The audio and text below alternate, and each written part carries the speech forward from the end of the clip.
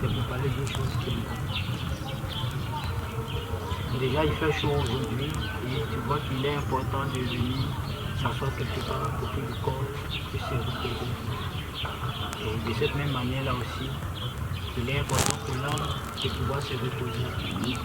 Parce que nous le voyons ou pas, notre âme travaille et nous devons trouver quelque chose qui puisse accorder du repos pour notre âme. Donc moi je me présente déjà, je suis le frère Eden, j'habite au quartier. Avec les frères, nous sommes là aujourd'hui pour parler de la part du Seigneur, pour présenter le Seigneur Jésus-Christ à tous ceux-là qui ont et notre Seigneur nous a mis à un moment, je nous a touché le temps pour pouvoir échanger.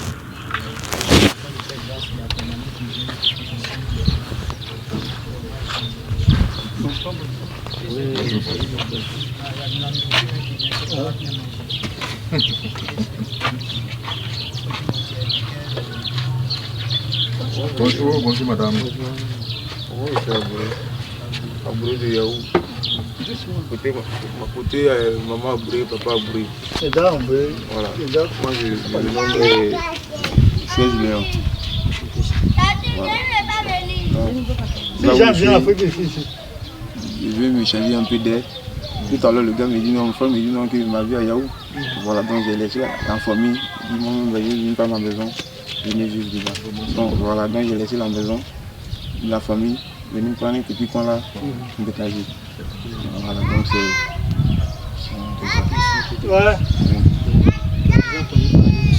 Bienvenue. Oui? Où dit il n'a pas venu ici?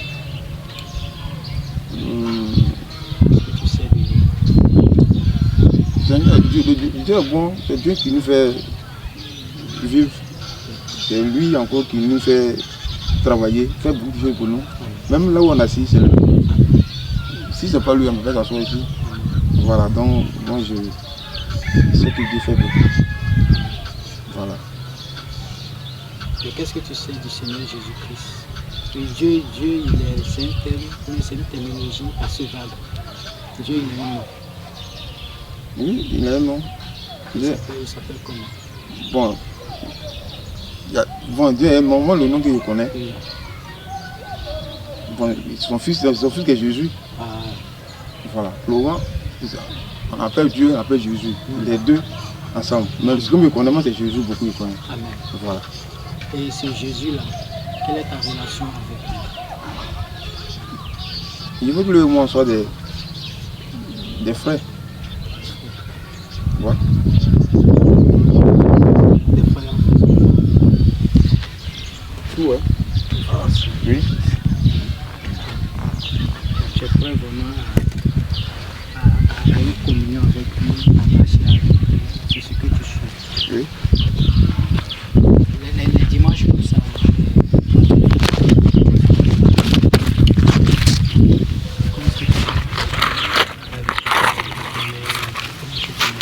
Et nous là. Bon, en fait, le dimanche, c'est en fonction de mon travail. Voilà, il y a des moments où mon travail n'est pas jour. Si ça tombe, c'est un dimanche, je vais. Si ça n'est pas tombé là aussi, je suis à la maison.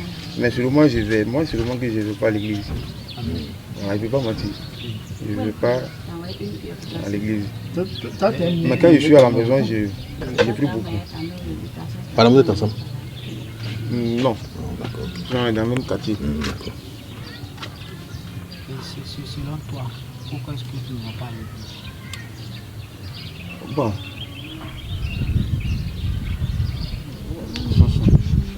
Selon toi, c'est une causerie. Parce que je suis pas habitué, parce que je suis pas habitué depuis bas âge. Depuis bas âge, je ne suis pas habitué. Je partais à l'église, mais c'était quand j'avais 6 ans. Je partais à l'église catholique. Depuis bas âge que je ne vais pas à l'église, donc ça fait que quand je suis à la maison, j'ai pris beaucoup. Nous avons lu quelques passages. En effet, nous ne sommes pas venus pour présenter une église. lui-même venu te dire d'aller à l'église ou pas. Nous sommes venus te présenter le Seigneur Jésus-Christ. Et pourquoi est-ce que nous ne sommes pas venus te présenter une église, que ce soit catholique, que ce soit baptiste, peu importe qu'on peut nommer. Je vais lire un passage dans Amos le chapitre 6.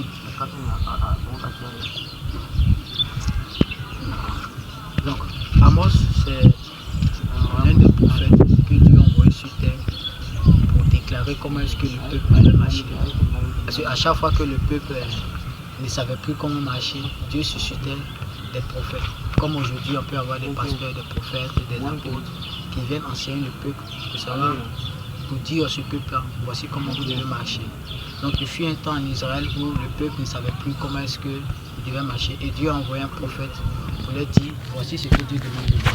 Donc il dit à partir du verset 5, du chapitre 5, écoutez cette parole, cette complainte que je prononce sur vous, maison d'Israël. Elle est tombée, elle ne se relèvera plus. La Vierge d'Israël. Elle est couchée par terre, nul ne la relève. Car ainsi parle le Seigneur l'Éternel. La ville qui mettait en campagne 1000 hommes n'en concevra que 100. Et celle qui mettait en campagne de 100 hommes n'en concevra que 10 pour la maison d'Éternel. À partir du verset 4, ça devient important. Il dit, car ainsi parle l'Éternel à la maison d'Israël. D'accord? On peut remplacer la maison d'Israël par ton nom, par mon nom. Il dit, car ainsi parle l'Éternel à moi. Ne cherchez pas, cherchez-moi et vous vivrez.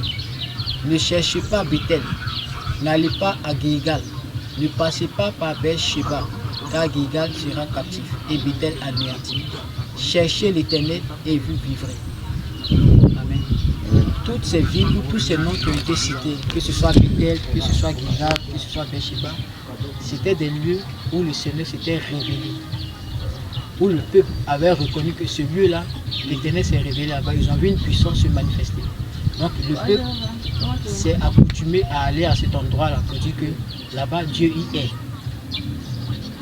C'est comme aujourd'hui, on peut dire que je vais à l'église catholique, je vais à l'église méthodiste, je vais dans n'importe quelle église. Dieu entend, il a repris son peuple et dit que ne cherchez pas ces endroits-là, mais cherchez-moi. Cherchez-moi et vous vivrez.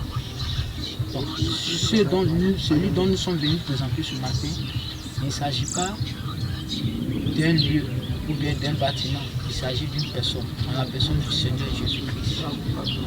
Parce que même, nous ne pouvons pas te dire qu'il faut aller à l'église.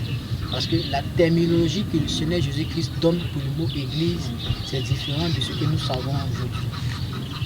Tu vois, tu me dis que avant, toi tu ne vas pas à l'église. Mais la Bible dit que c'est impossible pour l'homme de partir dans l'église. Parce que la Bible définit l'église comme le corps du Christ. Notre temple, notre corps, c'est son temple. Et ensemble, les chrétiens sont sauvés. C'est ensemble qu'ils forment l'église, le corps du Seigneur. Et qu'est-ce que le Seigneur fait? Quand il est venu dans sa mission première,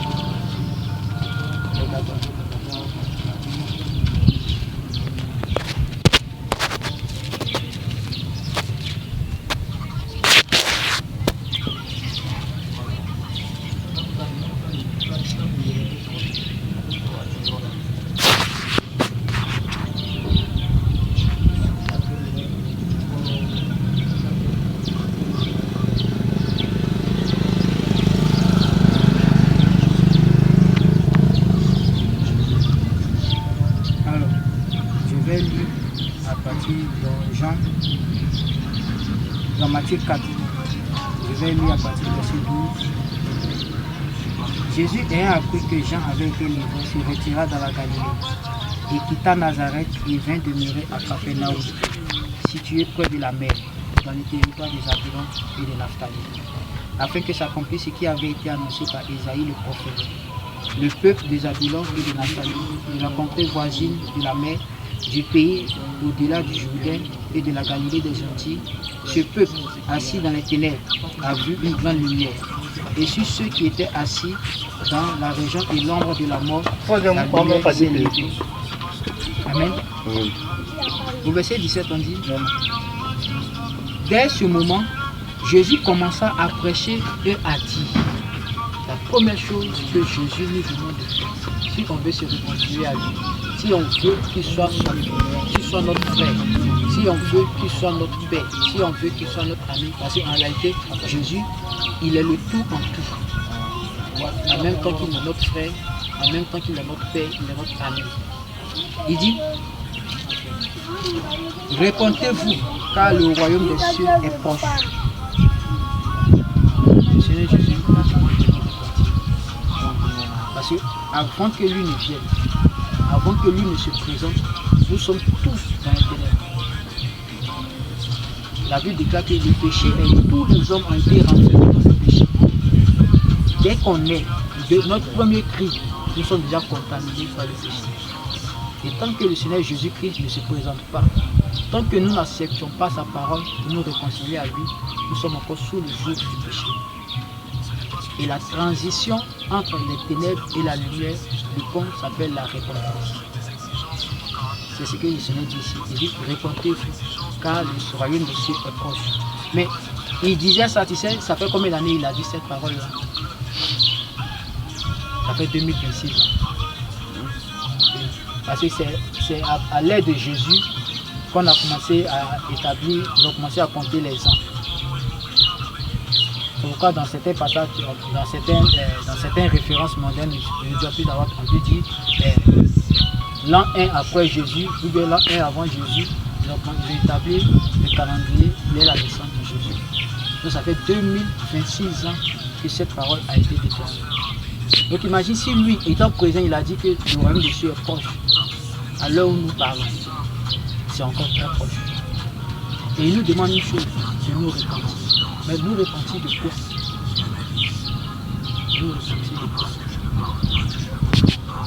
De notre vie que nous avons menée. Parce que c'est lui qui est la lumière. Tant qu'on ne le connaît pas, nous sommes dans les ténèbres. Et en faisant alliance avec lui, et que lui, il vient nous donner maintenant de marcher dans la lumière.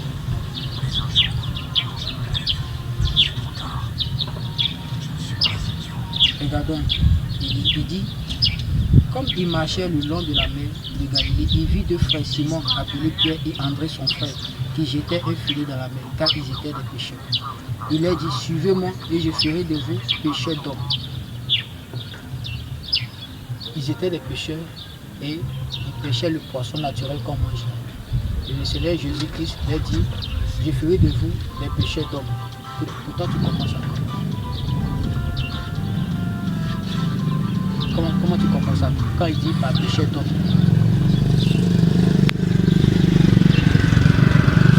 Péché des hommes.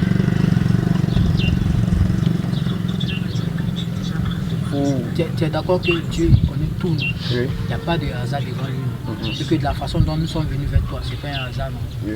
On pouvait peut-être aller ailleurs, mais il a pu nous regarder vers toi comme Dieu. Les pécheurs naturels, c'est-à-dire les pécheurs de poissons. Jésus dit qu'il ne va pas laisser, qu'il ne va pas venir à lui. Lui, il va faire des pécheurs d'eau. De la même manière, eux, ils partaient sur l'eau pour pêcher les poissons. De cette même manière, lui, il va les envoyer dans les villes, dans les villages, pour pêcher cette fois non plus des poissons, mais des hommes. Et ces hommes-là, c'est des hommes qui lui appartiennent. Quand il va prendre poisson, tu prends ça dans l'eau, et puis après maintenant, soit tu envoies à la maison, soit tu envoies ça, tu fais ce que tu veux, mais tu enlèves ça dans l'eau pour venir chez toi. De la même manière, le Seigneur nous a ordonné de parcourir des rues et d'aller prendre ces hommes qui lui appartiennent pour les envoyer dans lui son royaume. Dans lui son royaume. Et c'est le rôle que nous sommes venus jouer de présenter la parole. On dit que la vie que nous menons, ce n'est pas forcément ce que le Seigneur a prévu. Il n'a pas prévu que nous nous levions le matin, nous partions peut-être à l'église, chanter, prier, et on revient et puis on dit c'est fini. Il n'a pas prévu que nous partions seulement au travail les lundis, revenir les vendredis et c'est fini. Il a prévu que nous ayons une communication. De la même manière que moi je te parle, tu entends, tu me vois. Il a prévu de la même manière que nous le voyons, que lui nous parle et que nous attestons qu'il est vrai. Voici le rôle que nous sommes venus jouer avec toi ce matin. Et c'est pourquoi d'entrée j'ai posé la question de savoir qu'est-ce que tu veux avec lui. Tu dis tu veux qu'il soit ton ami, qu'il soit ton père. Parce que celui que tu connais. Merci, bon appétit, bon appétit. Le Seigneur vous bénisse. Celui que tu connais, c'est Dieu, Jésus-Christ, tout ça, c'est la même chose. En réalité, c'est lui. Et au-dedans de lui, il y a le Père. Donc, par moment, il parle en tant que Père. Par moment, il peut parler en tant que Fils. Par moment, il peut parler en tant que Ami. Je peux prendre le fil. Pardon, tu me rappeler ton prénom? Serge Léon. Serge Léon, que le Seigneur te bénisse, mon frère. Voilà, nous sommes là, pas par hasard.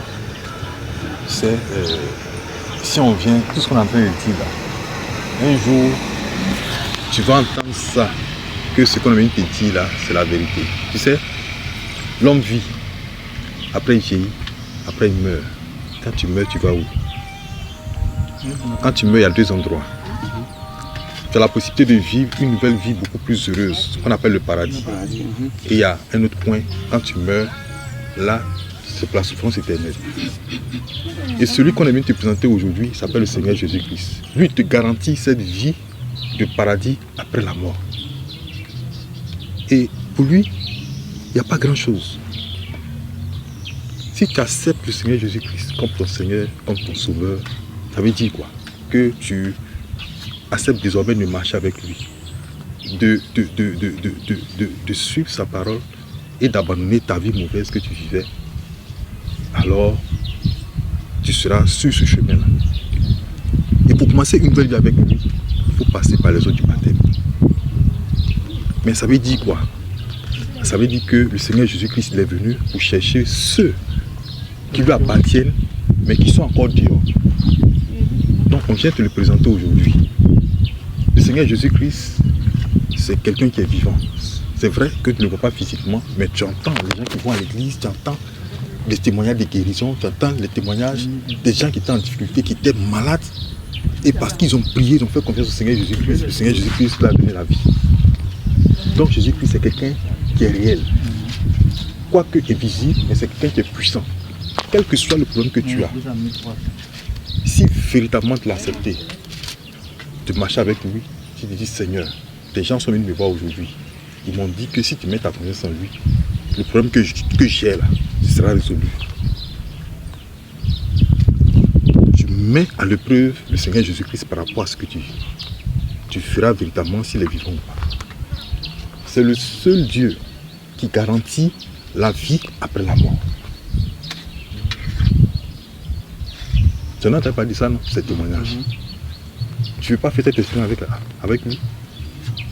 Ou bien tu préfères rester là où tu es dans ton truc? Non. Voilà. Mais il y a quelque chose que je ne comprends pas. Il faut poser une question. Oui, vas-y, les questions. On dit Jésus est mort sur la croix avant nos péchés. Oui. Mais pourquoi tu dis l'homme est pécheur? Quoi ça? Pourquoi tu dis l'homme est toujours pécheur?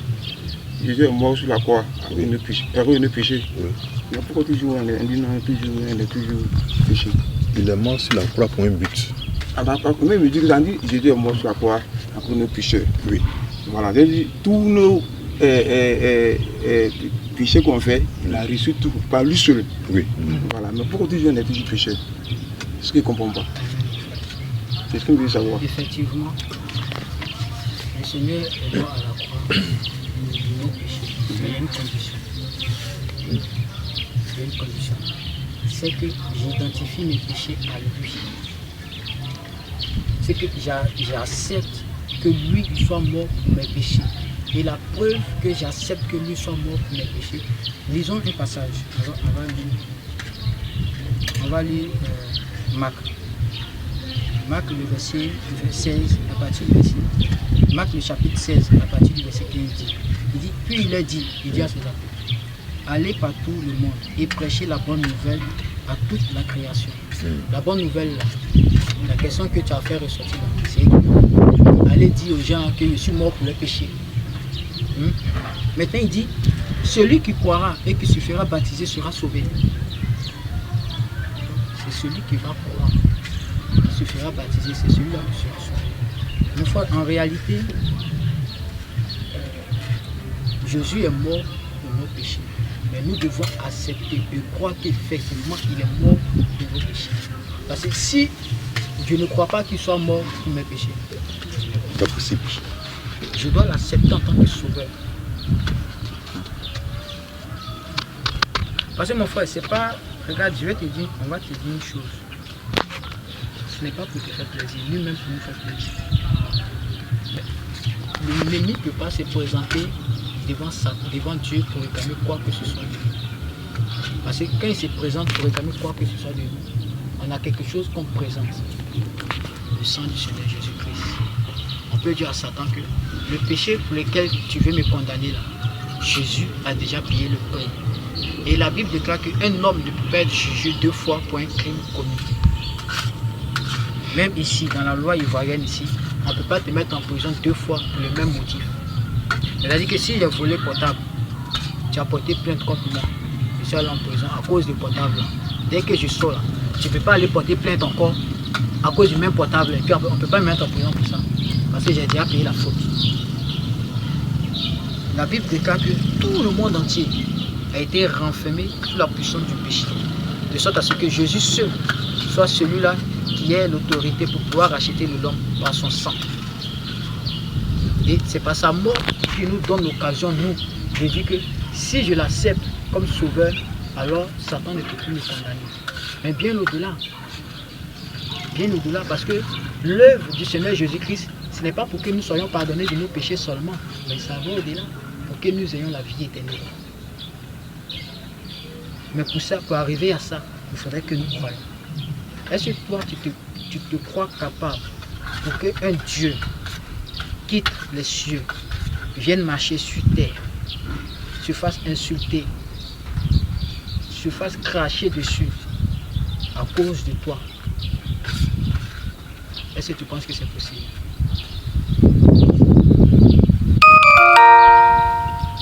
Est-ce que tu penses que c'est possible?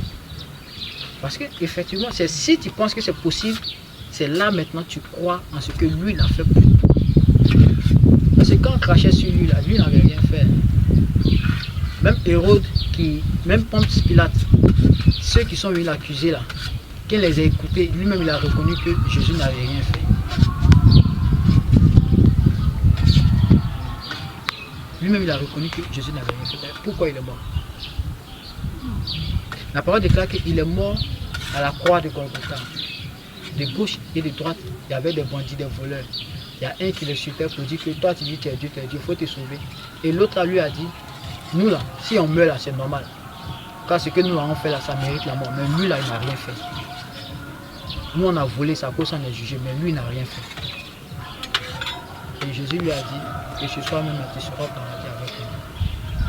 Parce qu'il a cru que s'il n'y a personne, et il a dit à Jésus, quand tu vas revenir là, souviens-toi de moi. Quand tu vas revenir à ta gloire, souviens-toi de moi. Parce qu'il a su que s'il y a quelqu'un qui peut pardonner lui son péché, c'est Jésus. Jésus lui a dit, je te dis aujourd'hui même, tu seras avec moi dans le paradis. Donc nous devons croire qu'effectivement, le péché que le Seigneur a renfermé, la mort qu'il a subie là, c'est à cause de moi. C'est à cause de mes péchés. C'est à cause de mes péchés. Et cette croix-là me pousse à passer par les zones du baptême. Et quand je passe par les zones du baptême, la parole qui est dite ici, que quiconque qui croira et se fera baptiser sera sauvé. Nous sommes sauvés. C'est pourquoi nous sommes sauvés là. Ce n'est pas par nous propres forces. Quelqu'un qui boit ne peut pas bien c'est doux. Hein.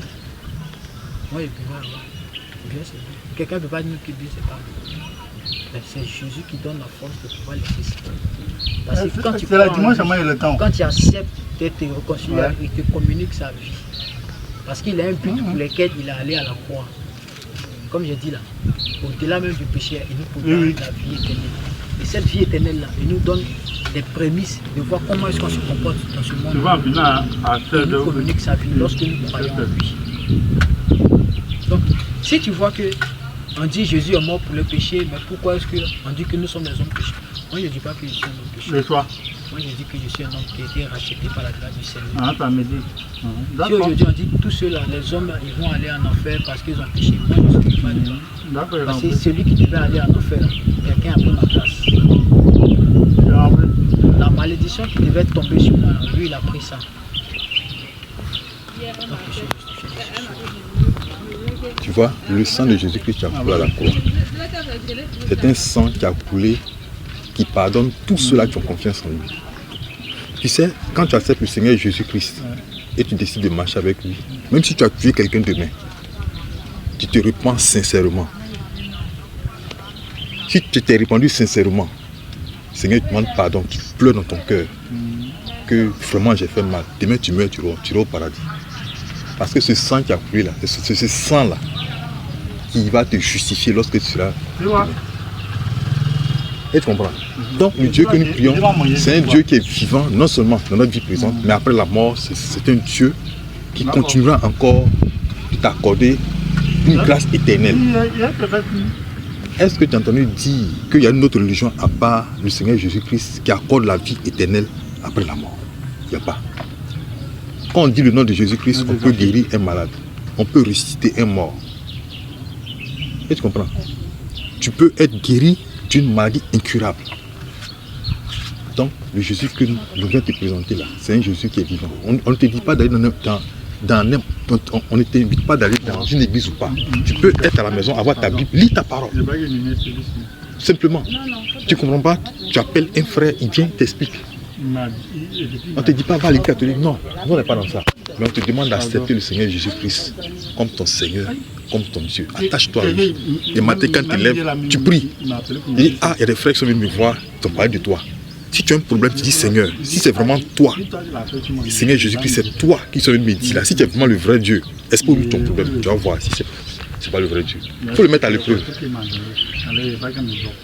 Donc, on est venu te dire, il ne faut pas rester comme ça, dire tu pries le temps. Non. On n'a plus le temps sur cette terre-là. Attache-toi aujourd'hui au Seigneur Jésus-Christ comme il te présenter. Tu as une Bible? Ouais. Tu as une Bible? Est-ce que tu lis le temps dans cette Bible? Il y a longtemps. Il y a longtemps. Aujourd'hui, là, quand tu vas arriver à la maison, hein, tu fais la prière. Seigneur, si tu es vraiment le Dieu que ses frères sont venus me présenter là, accorde-moi la grâce de pouvoir lire ma Bible. Et tu comprends? C'est comme il te dit, il faut te réveiller. Il ne faut pas rester là comme quelqu'un. Il y a un Dieu. Regarde, regarde les plantes là. Tu vois les plantes? Ça pousse la terre. L'air qu'on respire, la pluie qui tombe. Ça ne tombe pas du hasard, il y a un Dieu. Donc pendant qu'on a encore le temps, attachons-nous à ce Dieu-là. Ne prenons pas le temps à vivre comme si on n'est pas un propriétaire sur la terre. Le propriétaire là, c'est le Seigneur Jésus-Christ. La terre sur laquelle on est là, c'est pour lui. On dit à l'Éternel la terre est ce qu'elle renferme, le monde et tous ceux qui l'habitent. On a un propriétaire et ce propriétaire là, c'est le Seigneur Jésus-Christ. Tu as n'importe quel problème, tu te mets à genoux et tu lui confies ce problème. Tu auras une solution. Ça peut prendre le temps que ça peut prendre, mais sache que le Dieu que nous venons te présenter là, c'est un Dieu vivant. Ne déçois pas, quel que soit le problème que tu as. Même si tu as tué quelqu'un demain, pas de manière, ça peut être un accident, mais tu vas vers lui. Dis Seigneur, pardonne-moi. Tu pardonnes les péchés. Je n'ai pas fait exprès. Seigneur, pardonne-moi. Tu vas voir qu'ils vont enlever cette culpabilité-là. Mais avant, comme mon frère l'a dit, le premier choix que tu fais de le suivre, c'est d'aller dans les eaux du baptême. Si tu n'es pas baptisé, tu te fais baptiser. Il n'y a pas de là. Tu commences cette vie avec lui. Et tu comprends? C'est ce Jésus-là qu'on vient te présenter. Tu vois, c'est parce que nous savons qu'il est bon. On vient aussi te le présenter.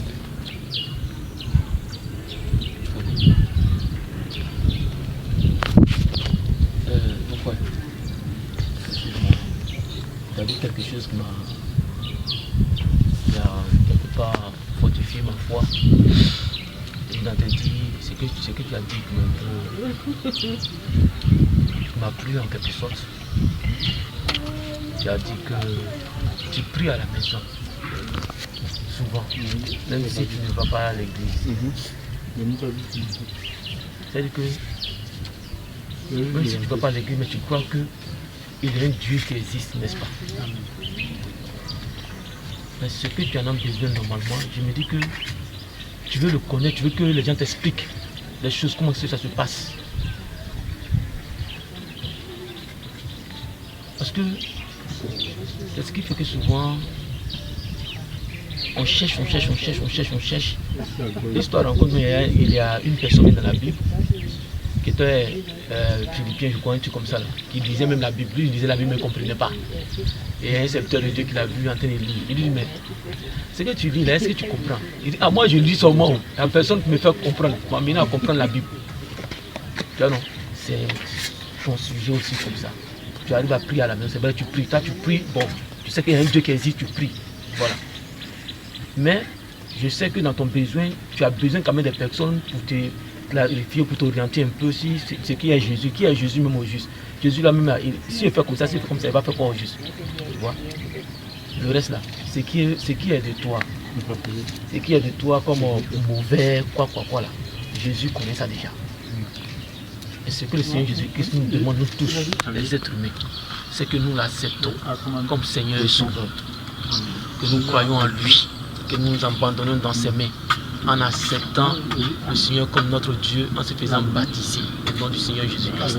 Maintenant, ce qui est soit tort.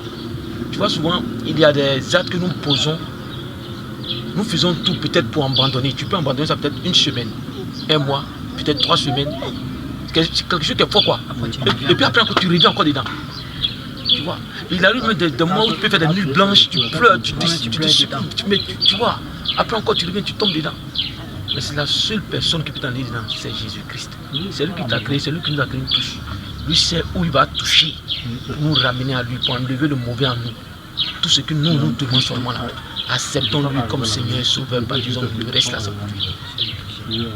On va gérer ça, on va s'occuper de ça. Il saura comment t'orienter. Parce que sans que tu n'as encore accepté déjà le baptême, déjà tu as appris qu'il existe. Ton cœur déjà l'a déjà accepté. Mais il faut que ton esprit maintenant accepte le Seigneur. Si un rien par hasard, on pourrait passer. Il a dit que c'est lui qui fait toutes choses. Peut-être qu'il pourrait pleuvoir, voilà, et puis on allait peut-être rester dans la maison quelque part. Où on pouvait continuer le chemin comme ça. Parce que voilà, tu peux aller te reposer ailleurs. Tout ça, c'est la volonté du Seigneur. Lui seul sait comment coordonner les choses, comment déposer les choses à leur place. Donc je sais que, selon moi, le temps du Seigneur, c'est aujourd'hui. C'est aujourd'hui. Que son nom soit glorifié.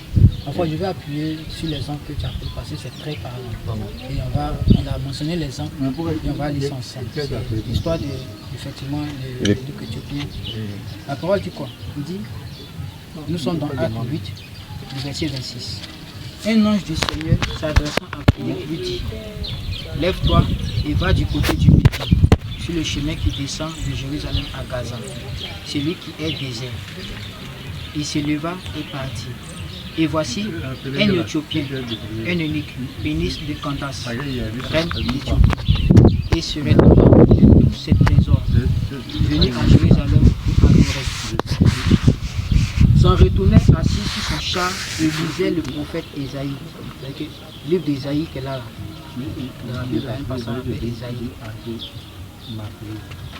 Ésaïe, ça. C'est ça, lui, le temps qu'on lit. La Bible déclare que l'Esprit dit à Philippe, avance et approche-toi de ce char. Philippe accourut et entendit l'Éthiopien qui lisait le prophète Ésaïe. Il lui dit, comprends-tu ce que tu lis? Il répondit, comment le comprendrais-je? Comment pourrais-je si quelqu'un ne me guide? Et il invita Philippe à monter et à s'asseoir avec lui. Le passage de l'écriture qu'il lisait était celui-ci. Il a été mené comme une brebis à la boucherie et comme un agneau muet devant celui qui le tond. il n'a point ouvert la bouche. Dans son humiliation, son jugement a été levé, et sa postérité, qui la déclinera, car sa vie a été retranchée de la terre. L'eunuque dit à Philippe, je te prie, de qui le prophète parle-t-il ainsi? Est-ce de lui-même ou de quelqu'un d'autre? Le verset 35 dit, alors Philippe, ouvrant la bouche et commençant par ce passage, lui annonça la bonne nouvelle de Jésus. Il était en train de lire Isaïe, il ne comprenait pas. Et Philippe lui-même lui dit, ce que tu dis là, tu comprends? Il dit, non, il ne comprend pas, il faut qu'il y ait quelqu'un qui l'explique. Il dit, bon, c'est quel passage tu as entendu? Il dit, voici le passage, ça dit que c'est lié à quelqu'un qui allait à la boucherie, il a été tendu, son humiliation, voilà, mais que sa postérité là, qui peut la contester? À partir de là, Philippe a commencé à lui prêcher la bonne nouvelle de Jésus. Donc Philippe n'a pas parlé d'Ésaïe, mais Philippe lui a fait comprendre que ce qu'Ésaïe disait là, il parlait de Jésus. Amen. Oui. Et le verset 36, il dit, comme ils continuaient leur chemin, ils rencontraient de l'eau. Et l'eunuque dit, voici de l'eau. Qu'est-ce qui empêche que je sois baptisé? Parce que Philippe a expliqué tout ce que mes frères m'ont expliqué là. En effet, Jésus là, il est venu pour un rôle. Il est venu pour que nos péchés là nous soient ôtés. Pour que nous quittions des ténèbres pour passer à la lumière. Mais pour passer à la lumière là, on doit dire Jésus, oui, je veux marcher avec toi. Et pour marcher avec lui là, le premier pas, c'est le baptême. Philippe a expliqué tout ça à l'eunuque là. Maintenant, c'est l'eunuque là qui dit, mais voici de l'eau. Voici l'eau devant nous ici. Qu'est-ce qui empêche que je sois baptisé? Il va lui répondre. Parce que c'est une question qu'il a posée. Il dit, qu'est-ce qui empêche que je sois baptisé? Il va lui répondre. Il va dire, Philippe lui dit, si tu crois de tout ton cœur, cela est possible. L'eunuque répondit, je crois que Jésus est le Fils de Dieu. Donc Philippe lui dit, si tu crois que Jésus est venu pour toi, ou bien il est mort pour toi à la croix de Golgotha, tu fais baptiser. Philippe dit, mais je crois. Je crois que non seulement il est mort pour moi, mais aussi il est le Fils de Dieu. Et c'est lui qui va me donner la résurrection au fin des temps. Sur cette parole-là, il dit, il fit arrêter le char. Philippe et l'eunuque descendirent tous deux dans l'eau. Et Philippe baptisa l'eunuque. Regarde quelque chose d'important.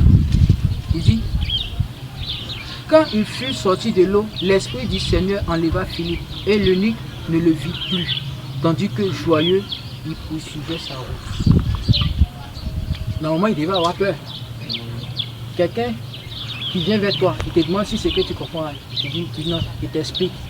Il te fait baptiser. Et puis, un coup, quand tu ne le vois plus, tu as dit, mais c'est fantôme, tu fuis. Mais lui, il était content. Parce que le Seigneur a mis la joie dans son cœur. Il savait qu'il était sauvé. Ce qu'il fallait faire pour être sauvé, il était sauvé. Il a continué sa route. C'est pourquoi ce que mon frère a dit. Nous, on ne connaît pas tes faiblesses, nous, on ne connaît pas tes péchés. On ne veut même pas connaître, ce n'est pas nos problèmes, parce que nous, on ne peut pas t'aider. Nous, c'est lui qui peut t'aider. C'est lui qui te connaît. Il te connaît mieux que toi. Ce que tu peux pas, c'est pourquoi il dit que nous devons seulement lui dire oui et puis nous faire le reste. Comment on dit oui? Le oui, là, c'est en passant par les autres. C'est par là qu'on lui dit oui. C'est par là qu'on lui dit effectivement. Qui a été versé 2006 ans, c'est pour nous, mes péchés à moi. Et que je m'identifie désormais à toi, Seigneur Jésus-Christ. Et par là maintenant, on peut commencer une marche avec lui. Les choses qu'on ne peut pas faire de nous-mêmes, c'est lui qui le fait pour nous. Parce que si on pouvait se sauver nous-mêmes, si on pouvait se séparer de nos péchés, il n'allait pas venir. Il a des milliards d'anges en haut là-bas. On est surpris. Ils ont craché sur lui. Toi, mais c'est que de suite là, même si on te gifle, on va mettre en forme, là, tu vas prendre plus tard pour passer sur notre tête. Mais lui, il n'a pas régéné. Il n'a rien dit. Les gens même se sont moqués pour lui dire, mais tu es Dieu. Quelqu'un en bande ses yeux, on le gifle, on dit que tu es Dieu, il faut prophétiser, il faut deviner qui t'a giflé. Lui, il n'a pas répondu. Parce que toi, son but là, c'était de mourir pour que nous soyons pardonnés. Parce que tant que son sang ne versait pas là, on ne pouvait pas être pardonné. On allait continuer à tuer moutons par son acte là. Tout ça là, on n'a plus besoin de faire ça. On n'a plus besoin de faire ça. C'est le seul sacrifice. Toi, tu sais, quand tu vas au village là, chaque année, vous faites sacrifice. Il suffit juste de prendre. Ça veut dire quoi? Elle va te sauver. Elle va te sauver. C'est petit, chaque année vient. Et puis tu dépenses. Lui, le sacrifice qu'il a fait là, une fois qu'il a fait, c'est fini, c'est une bonne fois pour toutes. Donc, on vient te présenter ce Jésus-là. On va lire un autre passage encore. Vous dit que c'est Jésus qui fait la transition entre nous et Dieu. Il a déjà dit que nul ne peut venir Père sans passer par lui. On va lire quelque chose.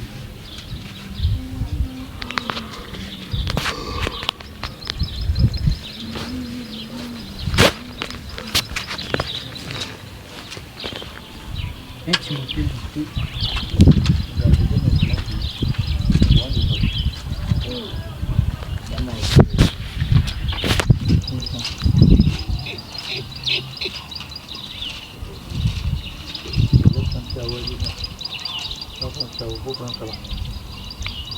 Le rôle d'un médiateur, c'est quelqu'un, souvent quand on t'accuse de quelque chose, c'est qu'on le voyait, on est un avocat. Parce qu'eux-mêmes savent qu'ils ne peuvent pas bien se défendre. C'est qu'on a jamais. Pourquoi dans les avocats là, il y a niveau par niveau. Les avocats, eux, leur cachet là, ça coûte des milliards. Parce que tu sais que lui là, seulement, s'il a pris ton dossier là, même si on dit que toi seul là, tu as détruit les États-Unis là, lui va venir expliquer pourquoi tu as détruit les États-Unis, que c'était pour le bien que tu fais. C'est qu'il va, tellement il va traiter ton dossier, c'est-à-dire que, ouais, avocat, tu me bien, tu me défends bien. La Bible déclare que Satan, lui, son rôle, on appelle l'adversaire, l'accusateur. Ce qu'il connaît là, jour et nuit là, c'est de t'accuser devant Dieu. Que non, lui il a fait ça. Lui il dit il prie, hein, mais il faut regarder quand il va sortir la main, il va regarder. Lui il dit te connais, mais il faut regarder.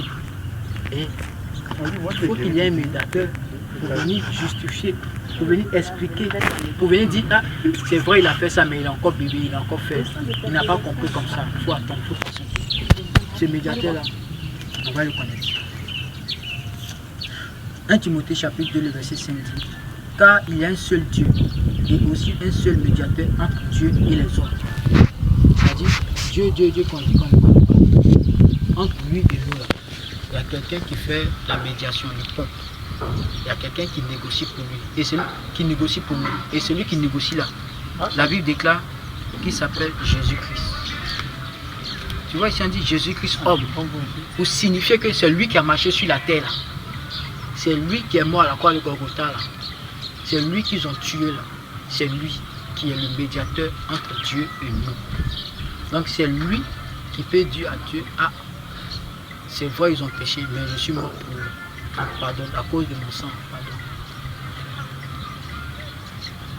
C'est pourquoi lui a dit que tout ce que vous allez demander à Dieu par moi, Dieu va accepter.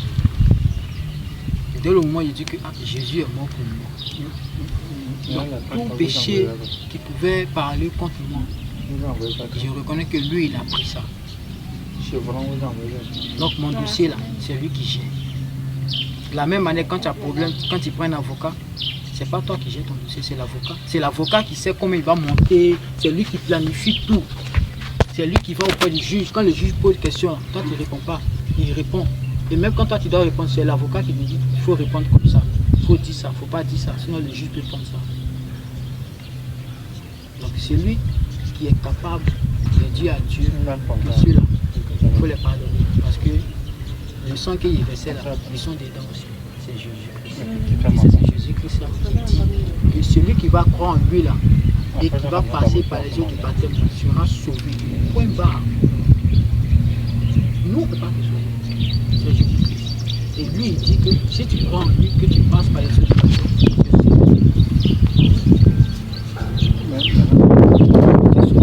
Mais bien plus, tu n'es pas sauvé que quand tu meurs sur la terre, ça s'arrête là.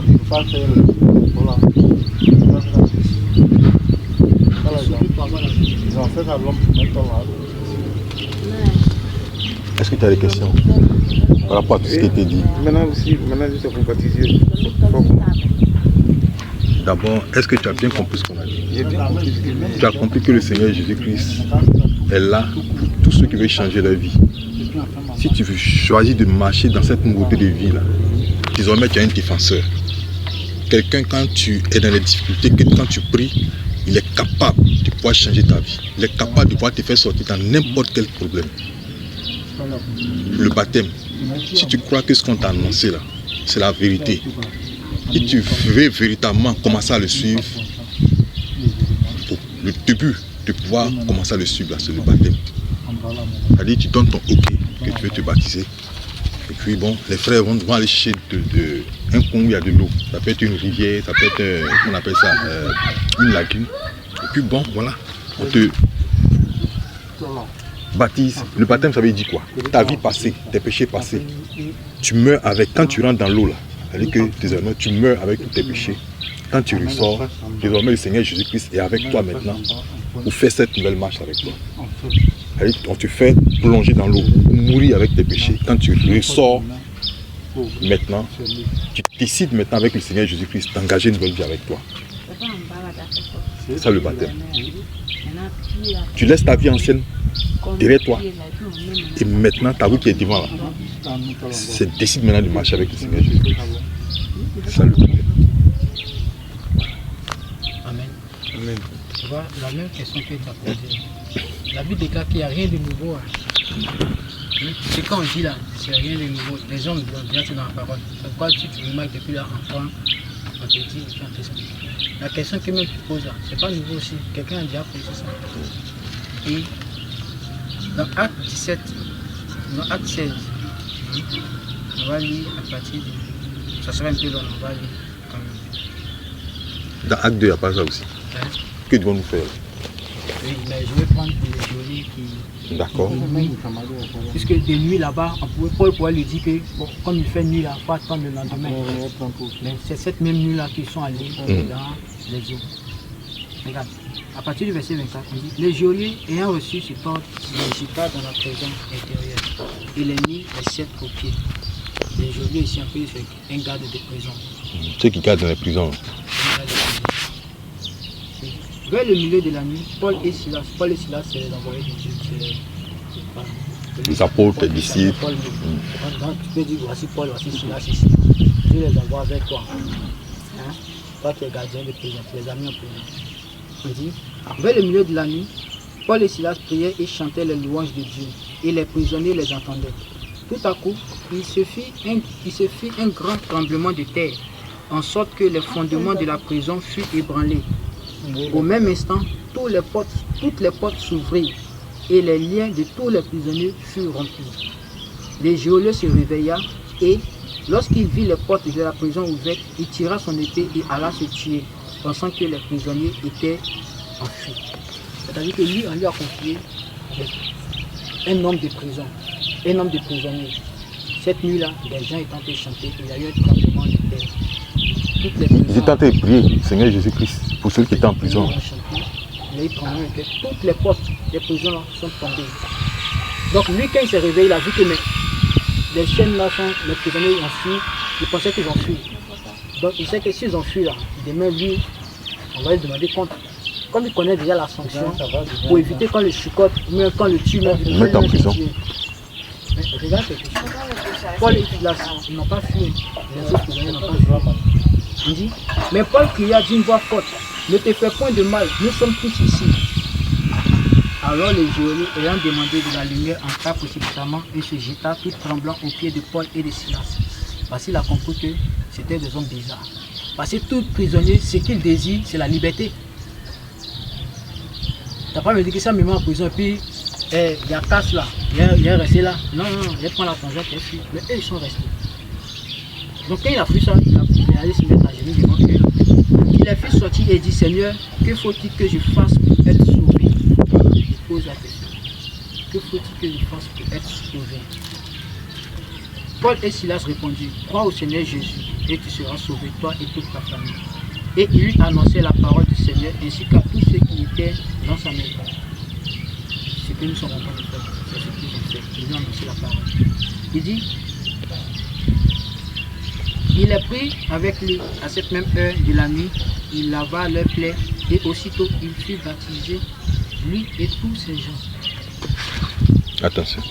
Dans la même nuit là, il a été baptisé, lui et tous ceux-là qui ont cru au Seigneur Jésus-Christ, ils n'ont pas entendu.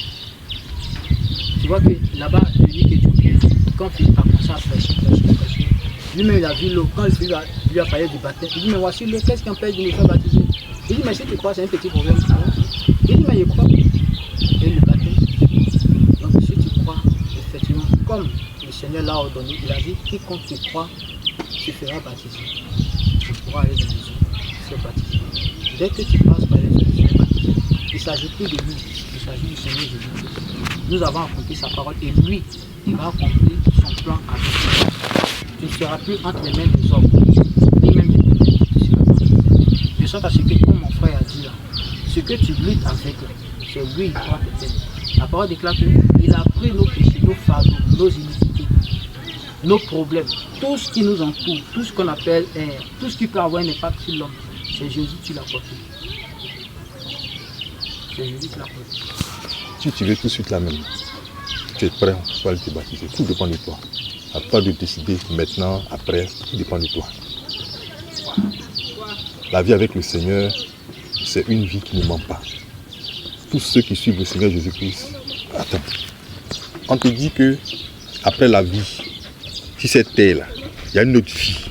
À toi de choisir. Soit tu vas en enfer, soit tu vas au paradis. Tu vas choisir quoi, mon frère?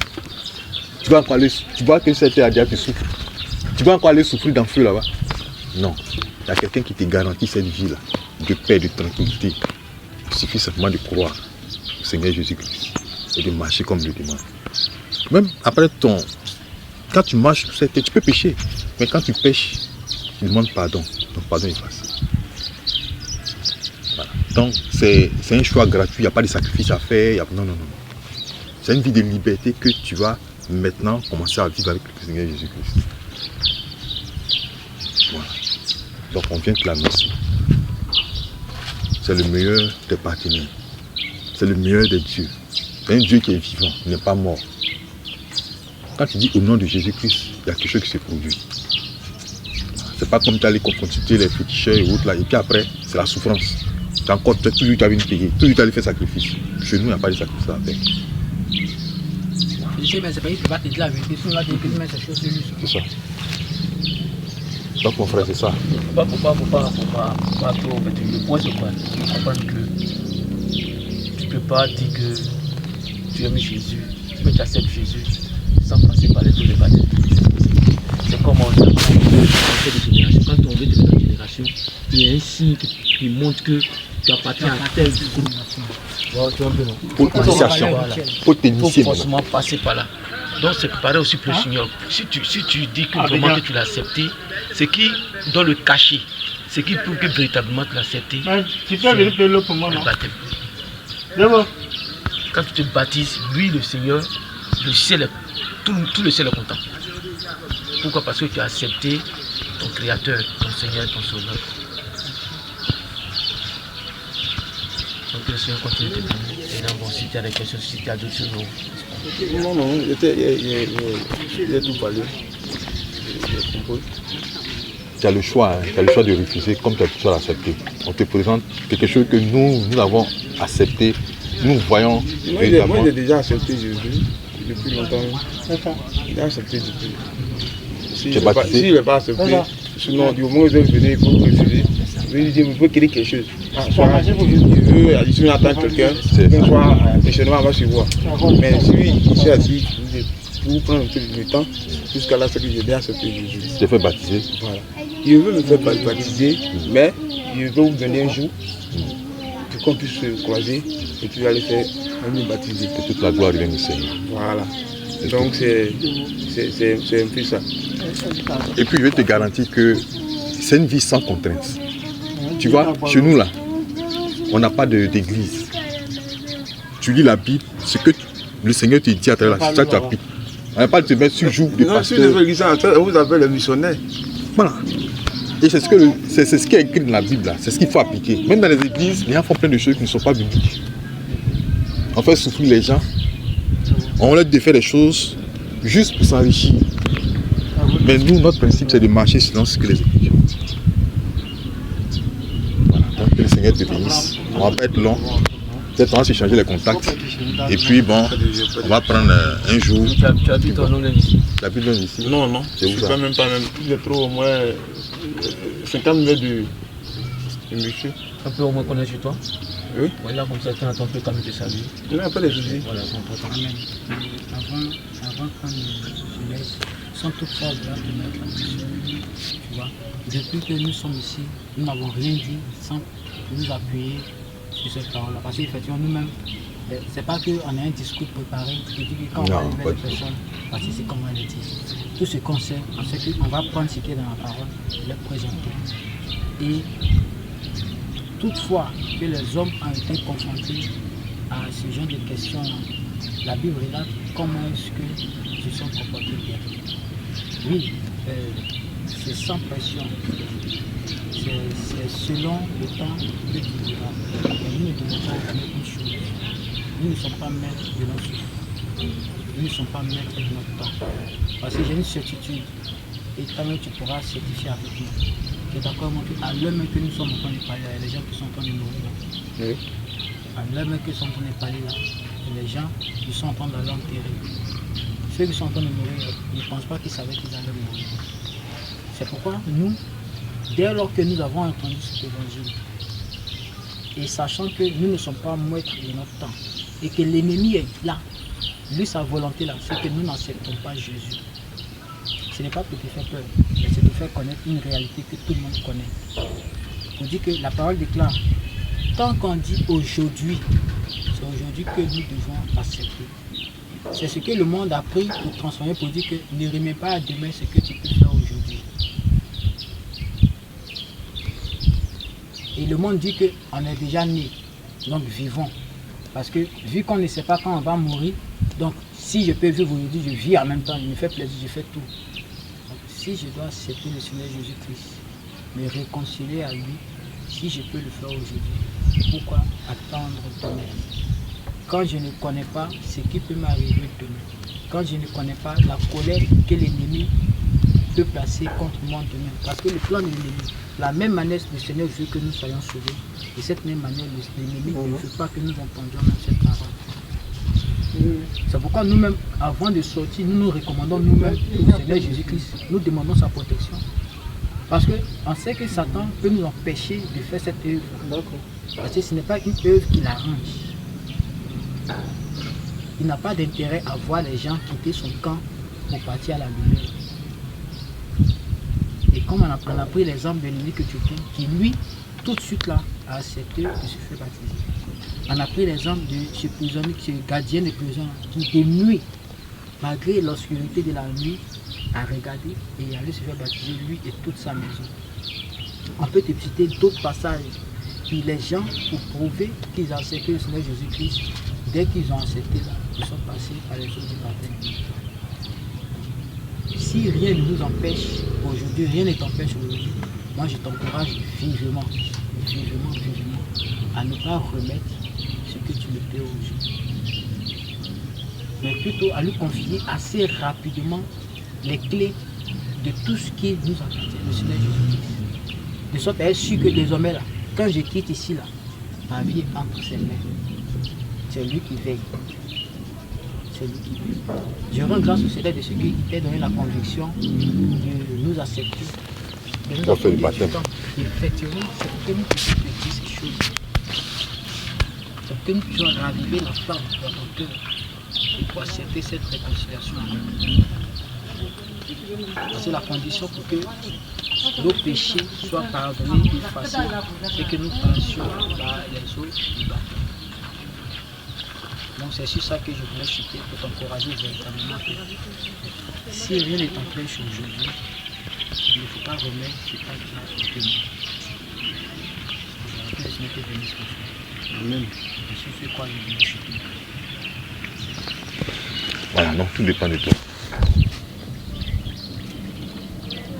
Pour se baptiser, quand tu veux te baptiser, c'est que tu laisses tout ce que tu faisais avant, les choses.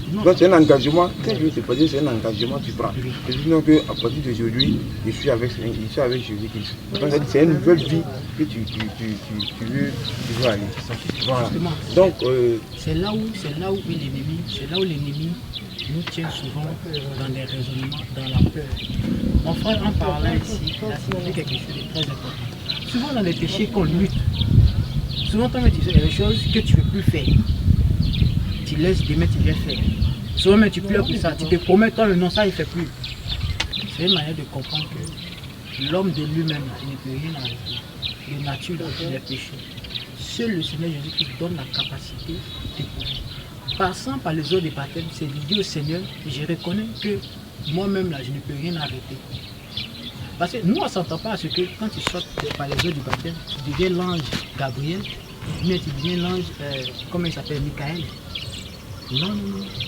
Mais ce qu'on sait, c'est que celui à qui tu as cru en passant par les eaux du baptême, c'est lui qui est responsable désormais de ta marche.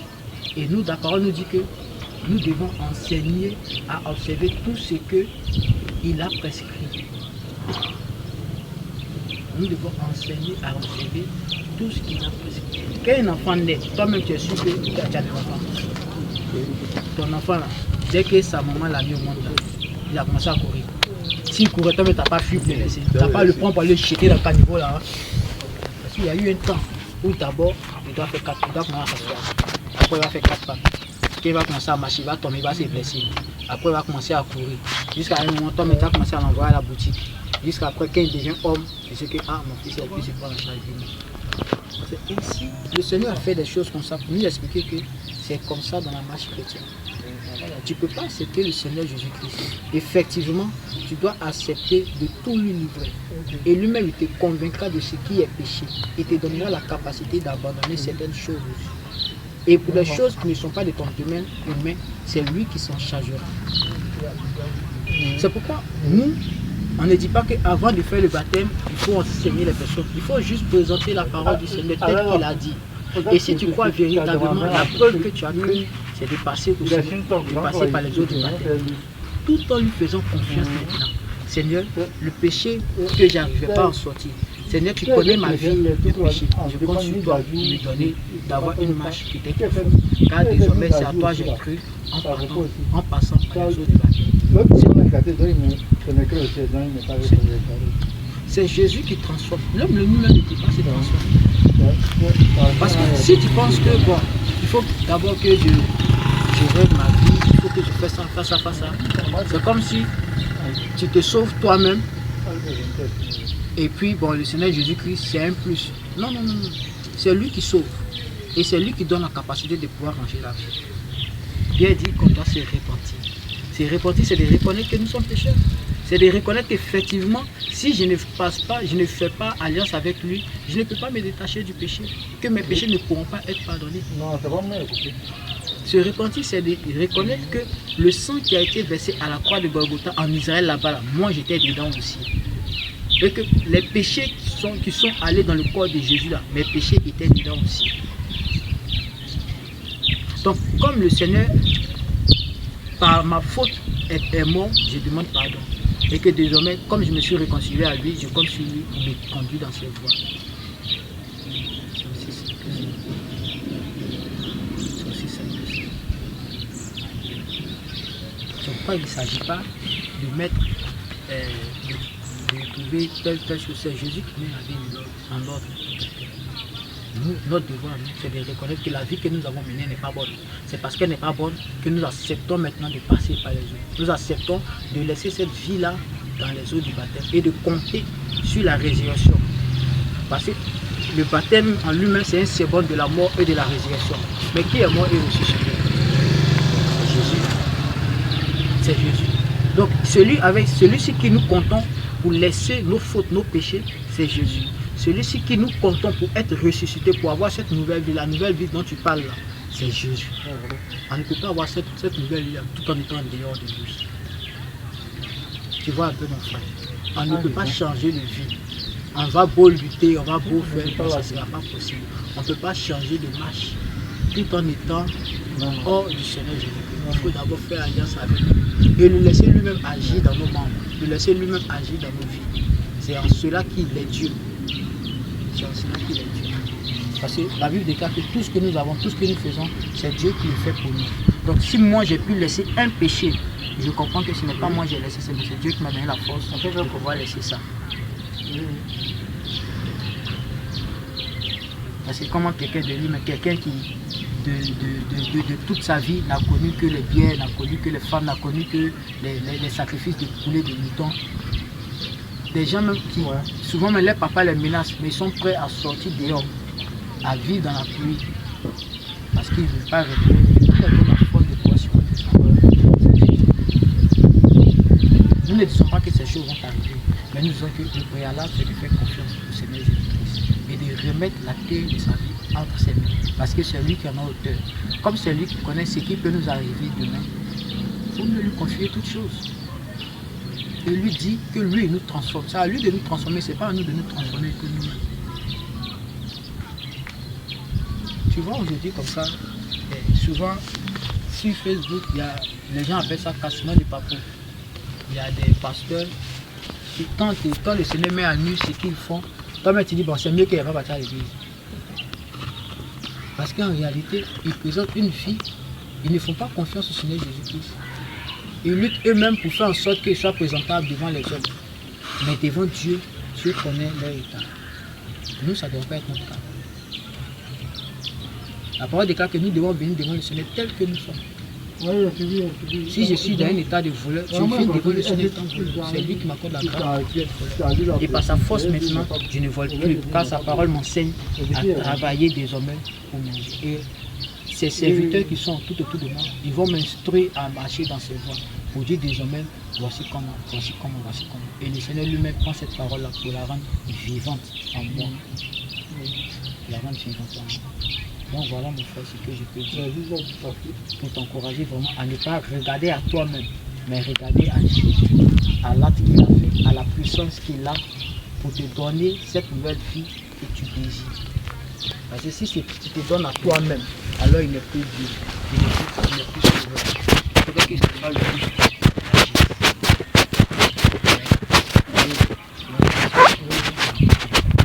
Sans toutefois te mettre toutes ces choses. Nous ne pouvons pas dire ce que la Bible dit. Les hommes ont posé la même question. C'est pourquoi aujourd'hui, quand nous sommes venus, nous ne sommes pas présentés en tant que tel. Nous sommes venus présenter le Seigneur Jésus-Christ parce que c'est de lui il s'agit. Et tous ceux qui ont posé les questions dont tu as posé là, les réponses qui leur ont été données, comment ils ont agi, c'est ce que nous te disons. C'est ce que nous te relatons. Et nous-mêmes, comment nous avons agi pour aujourd'hui attester qu'effectivement, même si on ne vit plus dans ce monde-là, nous serons encore le Seigneur Jésus-Christ. Parce que ce n'est pas les choses qu'on parle sur nous. Il faut avoir des expériences, être sûr que ce qu'on dit, c'est vrai. Être sûr que ce qu'on dit, c'est vrai. Amen. Donc voilà ce que je vous dis.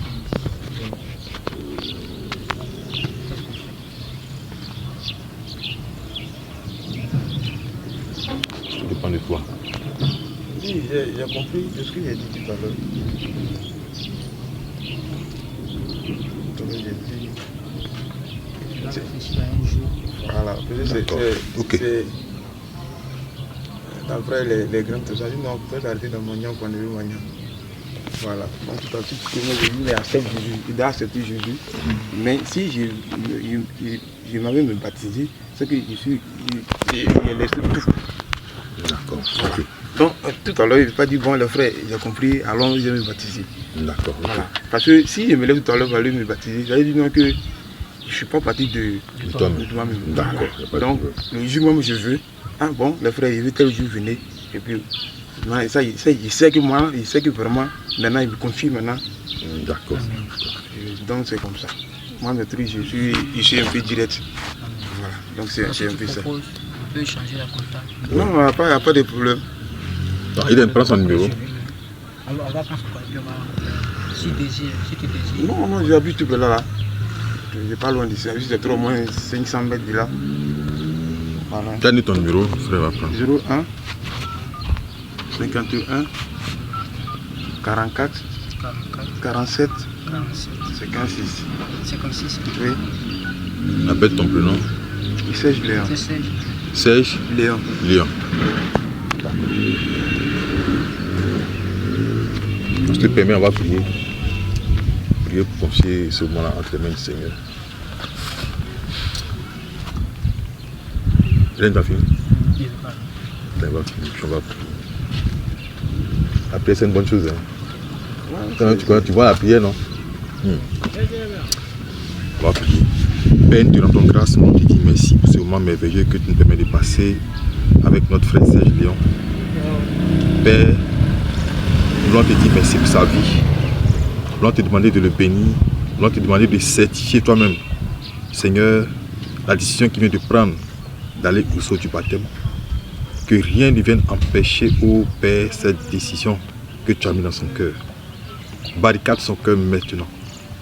Que ton onction soit sur lui, Père, pour travailler dans son cœur, pour le conduire à toi, toi le seul vrai Dieu. Nous voulons te prier pour sa maison, nous voulons te prier pour sa vie, nous voulons te prier pour ses affaires.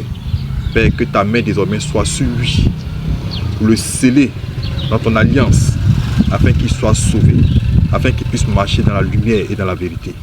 Et que les ténèbres s'éloignent maintenant de lui, la décision qu'il vient de prendre. Père, bénis-le, bénis sa maison, bénis sa famille et bénis toutes ses activités. Et qu'à partir d'aujourd'hui, Seigneur, tes anges l'accompagnent partout où il ira, afin que cette alliance qui vient de prendre, que cela soit une réalité et soit scellé dans l'éternité. Père, te le demandons au nom de Jésus-Christ. Amen. Amen. Le Seigneur te bénisse encore. Amen. Ah, merci beaucoup. C'est quand que tu as voulu faire ça.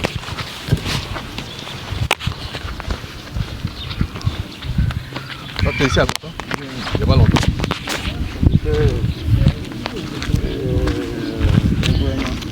Un an. Il n'y a pas longtemps.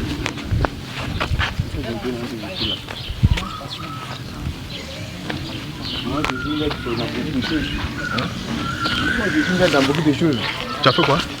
Il dit, je suis maître dans beaucoup de choses. Ah, d'accord, d'accord. Ça, c'est Tout bien. ce qu'il lui demande, il lui donne. Donc moi, je suis déjà confié à lui. Maintenant, il faut maintenant formaliser cela. Voilà. Voilà, d'accord. Eden, juste présent chez toi en même temps. Juste présent chez toi en même temps. Oui, Regarde. mon frère. Non, moi, il me connaît. moi je connais chez toi. Ma femme vient plus chez toi ici. Ah bon? Elle a un bébé, elle a un enfant. Même, tu vois. Elle met les clés, elle a un enfant. Elle vient chez toi pour jouer l'eau. C'est ta femme qui donne l'eau. Maman, elle est bâtie en famille. Elle s'entend un peu bien, elle est dans 41 ans. Elle venait toujours chez toi. Elle-même là-bas à l'église, mais c'est vous. C'est ça qui est fait. Voilà, même mes beaux-parents même là, ma belle même là, l'église même là, qui est vers là-bas même là. Il va là-bas dimanche comme ça, mais laisse pas. Mais moi, je me sais quand même pour l'église là, il sort vite. Vous dites ça, tu dois partir. Le Seigneur s'est mis sur toi. Le Seigneur s'est mis sur toi. Tu le fuis, c'est pour toi. Qui vient là-bas, il peut s'habiller, il vient partir, il vient s'asseoir devant moi, il parle avec lui. Ça fait que bon, je suis un peu accouché.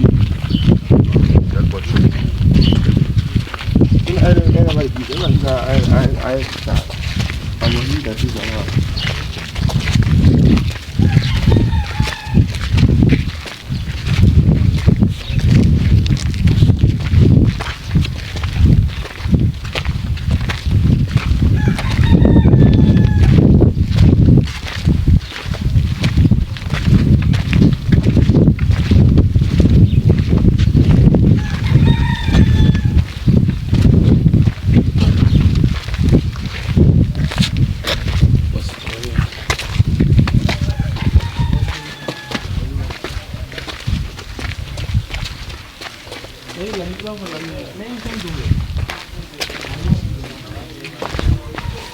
Madame. Bonjour. Bon appétit. Je suis à la maison comme ça. Je suis devant ma porte là. Quoi, ils ont versé l'eau. L'eau d'habit là. Sinon, c'est ici, c'est moi ici. D'accord. Voilà, après je suis venu. C'est pas comme ça. Dieu m'a donné la force pour avoir l'argent. J'ai cassé tout. Moi, j'ai fait ça en brique, de là jusqu'à dedans. J'ai fait ça à la chambre salon. Voilà, c'est moi qui ai le café. Le propriétaire, lui, il est venu trouver en bois. Mais moi, je lui ai dit, bon, sûrement, Dieu m'a béni un peu d'argent. Il faut fabriquer ça pour moi-même. Laisser dans mon loin. Voilà. C'est bien. Donc, En tout cas, Dieu merci. Dieu va faire, je vais faire plus que ça. Aïe. Voilà. Donc il n'a pas le jeu. Non, il parle de chez lui. Il parle de chez lui. Voilà, ils ont une autre à moi, c'est quand il y a un temps de chez lui.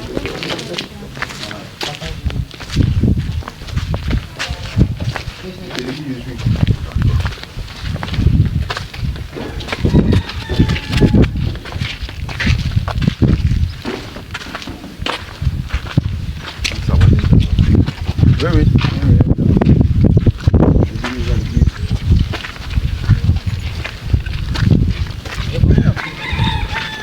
Marcel, bonjour.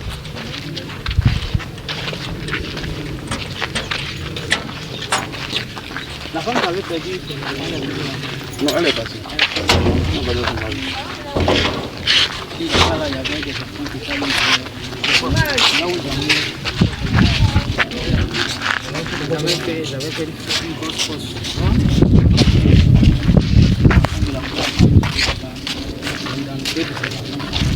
Deux. On